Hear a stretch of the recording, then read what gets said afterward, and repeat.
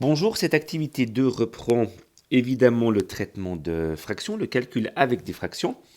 Pour rappel, très rapidement, il existe une technique lorsqu'on additionne et qu'on soustrait deux fractions, et on a une autre technique quand il s'agit d'une multiplication et d'une division. Alors, dans l'exercice A, on est dans le cas de la soustraction. Ça marche comme l'addition, c'est-à-dire que la première chose à faire, c'est de mettre les deux fractions au même dénominateur, c'est-à-dire rechercher le dénominateur commun et si possible le plus petit dénominateur commun. S'il y avait eu 3, 4, 5 fractions, l'idée, la méthode aurait été la même, c'est-à-dire de trouver toujours ce dénominateur commun. Ici, c'est 30, c'est en fait le PPMC entre les deux dénominateurs, c'est-à-dire 5 et 6. Alors, on va tout mettre sur 30. Donc sur 30 moins quelque chose sur 30. Et on peut déjà anticiper la réponse. Ça donnera quelque chose sur 30.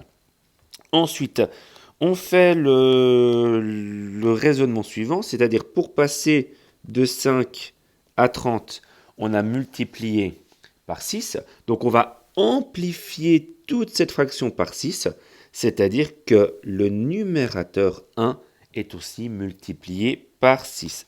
Une fois 6, évidemment, ça donne 6 qu'on met ici. Et on se pose la même question pour l'autre fraction, c'est-à-dire l'autre fraction qui était 5 sur 6 a donné quelque chose aussi sur 30.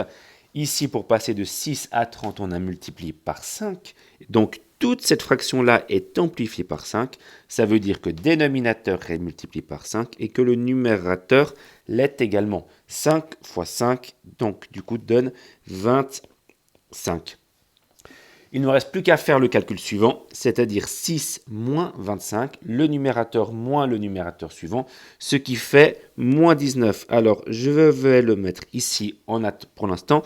Je préfère, on avait parlé, on avait discuté de ça, c'est-à-dire de mettre le signe devant la fraction. Moins 19 sur 30. On se pose quand même la question à savoir si cette fraction-là est simplifiable, vu qu'on doit écrire le résultat final sous forme de fraction irréductible comme c'est écrit dans l'énoncé. C'est le cas, moins 19 sur 30 est la réponse finale de l'exercice A. Passons à l'exercice B. On a une division. Alors, on a vu que avant d'effectuer la division, on va la transformer en multiplication. Pour ce faire, c'est assez simple. La fraction qui est devant la division, on la laisse inchangée, 34 sur 15. Et ensuite, on va changer le signe de division en signe de multiplication. Évidemment, si on fait ça et qu'on réécrit la fraction telle qu'elle, le nouveau calcul n'est pas le même. Donc pour compenser cet échange de signes, on va échanger le numérateur avec le dénominateur. On va plutôt appeler ça le permuter. 12 sur 21 à la place de 21 sur 12. Cette opération s'appelle, il faut le savoir, faire l'inverse d'une fraction. Et maintenant qu'on a cette fraction-là, ou ces deux fractions-là, on fait le petit jeu de simplification parce que de tête faire 34 fois 12 et de tête faire 15 fois 21, c'est possible, mais c'est long. Donc on va déjà essayer de simplifier au mieux. Alors on peut toujours simplifier toutes les fractions elles-mêmes, c'est-à-dire son numérateur avec son dénominateur, mais on peut aussi, dans le cas et seulement dans le cas d'une multiplication, simplifier des nombres en diagonale, mais toujours un nombre du bas avec un nombre du haut, un dénominateur avec un numérateur, et jamais un numérateur avec un autre numérateur. J'ai pris 15 et 12 parce que ça se simplifie bien. Les deux nombres sont dans le livret 3, donc je peux simplifier par 3. C'est-à-dire qu'à la place de ce 12, il me reste un 4, et à la place de ce 15 divisé par 3, il me reste un 5. On ne peut pas faire d'autres simplifications, sauf erreur, donc le calcul n'est pas si simple, mais on y arrive quand même.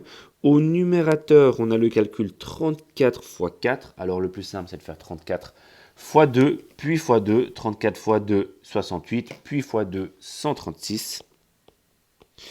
Et au dénominateur, 5 fois 21. 5 fois 21, le plus simple, c'est de rajouter un 0 à 21, c'est-à-dire de faire 10 fois 21, 210. Et comme c'est que 5 fois 21 qu'on doit faire, on divise par 2, c'est-à-dire réponse finale 105. Toujours la même chose, vérifier que la fraction n'est pas réductible ou qu'elle est irréductible. C'est le cas ici. Exercice C, peut-être le plus complexe, parce qu'il fait intervenir deux signes qui ont un poids différent dans la priorité des opérations, l'addition et la multiplication. Vous le savez, la multiplication domine l'addition, donc cet exercice-là, il faut le penser de cette manière-là, c'est-à-dire qu'on a un premier calcul à faire avec le 1 douzième fois 7 douzièmes. On pourrait utiliser la même technique qu'avant, c'est-à-dire essayer de simplifier le 1 avec le 12, on ne peut pas simplifier. Essayer de simplifier le 7 avec le 11, ça ne marche pas. Et en diagonale, ça ne marche pas non plus. Donc on n'a pas grand-chose à faire que de calculer directement 1 fois 7, c'est-à-dire 7. Et au dénominateur, 12 fois 11, 132.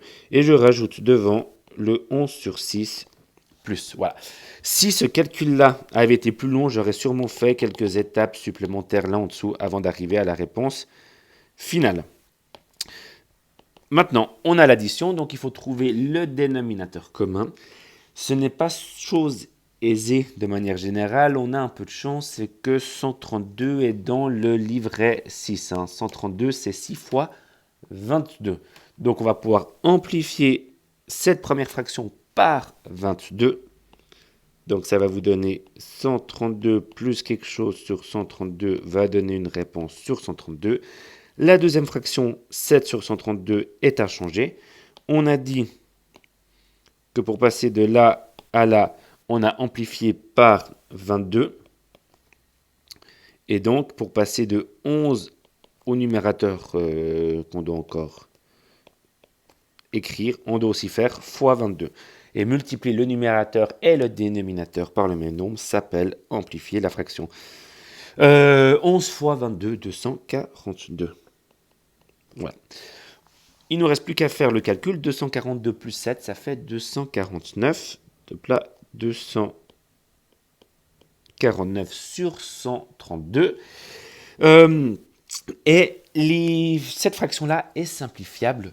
C'est pas évident de le voir. Alors, si les deux nombres avaient été pairs, c'est assez simple à voir qu'on peut simplifier une fraction.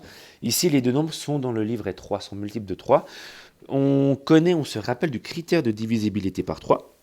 Le dénominateur, c'est 132. 1 plus 3 plus 2 donne 6 multiple de 3. Donc 132 est multiple de 3. Et au numérateur, 249, même chose. 2 plus 4 plus 9, ça fait 15. Donc si 15 est multiple de 3, alors le nombre 249 l'est également.